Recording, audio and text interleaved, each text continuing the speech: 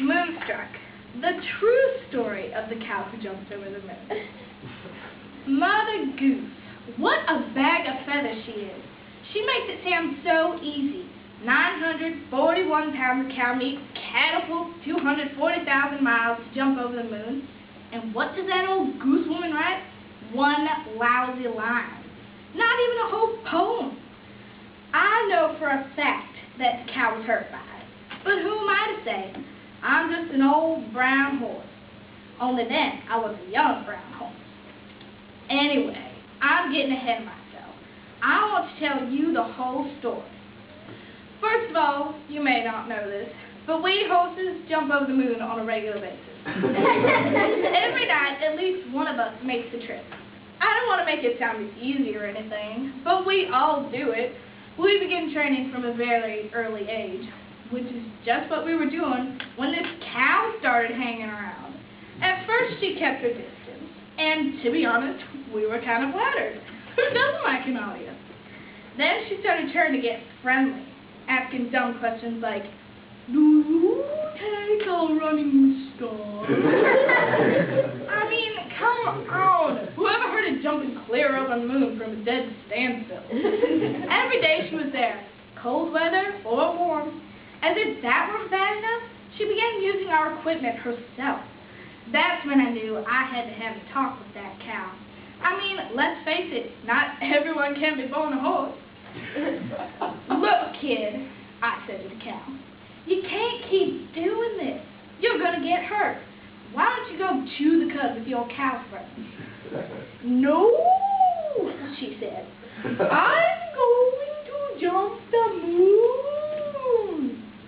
Honey, come on. You're a cow. Take a look at that body of yours. Those short little legs, that galump in stride. "I don't care. I'm going to.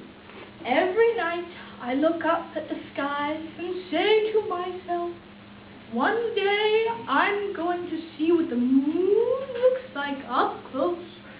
One day I'm going to jump clear over that moon." Now I understood.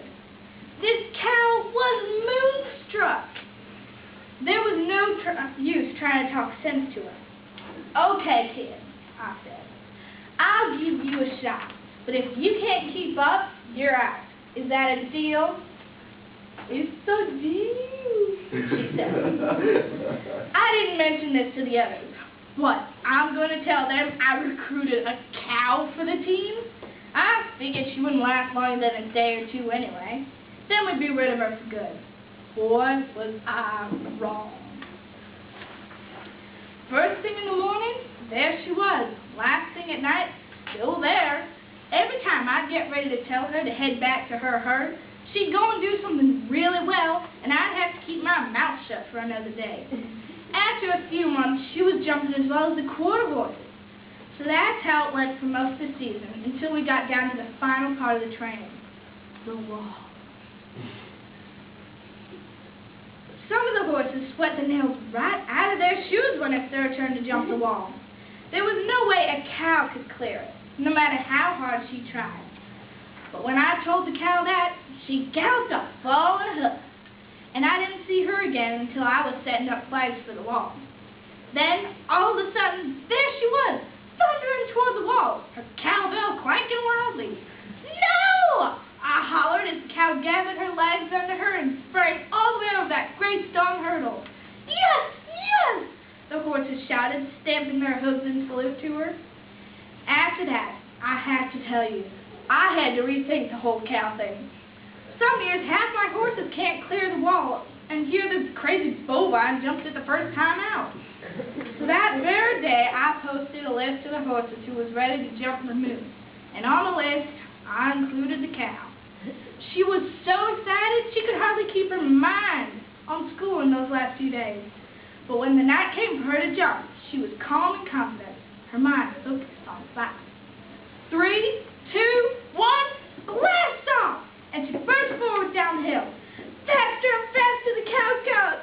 Down the hill, faster and faster she went as she gathered her legs under her and rocketed into the night. Higher and higher mighty cow flew, careening through space at an incredible speed. Up and up and up until 1, 2, 3, all 4 of her stubby legs soared past that big old moon. And then around and around, then up and over, until she could see every bit of the moon up close. And the stars, and the meteorite, and the Milky Way, and the Earth. And then, when there was nothing left to see, gently, gently, gravity pulled her back to Earth. Well, I can tell you that when she came back, there wasn't a dry eye on the whole planet. Which is why I knew for certain that old Mother Goose wasn't around. Because if she'd seen that Holstein jump the moon with her own eyes, she wouldn't be wasting her time about caps and fiddles and the courtship for dishes and spoons. She would have written a whole book about that cow.